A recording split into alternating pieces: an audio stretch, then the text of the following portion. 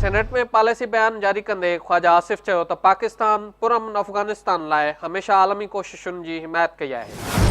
हुन चयो त पाकिस्तान दहशतगर्दी ख़िलाफ़ जंग में बेपनाह क़ुर्बानियूं ॾिनियूं आहिनि। संदसि चवणु हो त पाकिस्तान दहशतगर्दी ख़िलाफ़ जंग में बिना फ़र्क़ कार्रवायूं कयूं आहिनि। ख्वाजा आसिफ चयो त दहशतगर्दी ख़िलाफ़ जंग में हज़ारे शहरियुनि पंहिंजूं जानियूं ॾिनियूं आहिनि। हुन चयो त पाकिस्तान खे दहशतगर्दी ख़िलाफ़ जंग में $20 अरब जो नुक़सानु थियो आहे।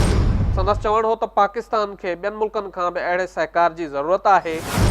ख्वाजा आसिफ चयो त क़ौमी सलामती कमेटी डोनाल्ड ट्रंप जे पाकिस्तान बाबति बयान खे रद्द कयो आहे।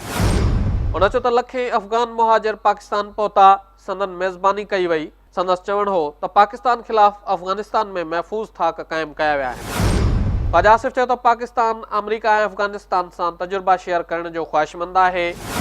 हुन चयो त पाकिस्तान खे क़ुर्बानीअ जो बकरो बणाइण सां अफ़गानिस्तान जो मसइलो हल न थींदो।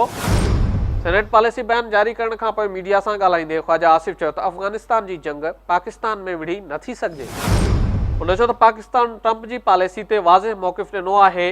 हाणे संदन मौक़िफ़ बाबति के बि शक शुबा न आहिनि। संदसि चवणु हो त सियासी हुकूमतुनि खे हालतुनि जो ज़िम्मेवार करार ॾियणु दुरुस्त अमल न आहे।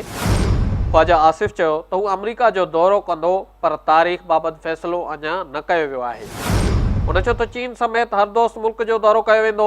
संदसि चवणु हो त पाकिस्तान अमरीकी इमदाद खां सवाइ बि गुज़ारो करे सघे थो। ख्वाजा आसिफ चयो त अमरीका पाकिस्तान खे तमामु घटि इमदाद ॾींदो आहे। हुन चयो त इलाइक़ाई मुल्कनि सां मौजूदा सूरत हाल ते राब्तनि जो फ़ैसिलो कयो वियो आहे। संदसि चवणु हो त 15 वरनि जी तारीख़ में हमेशह डू मोर जो मुतालबो थींदो रहियो आहे।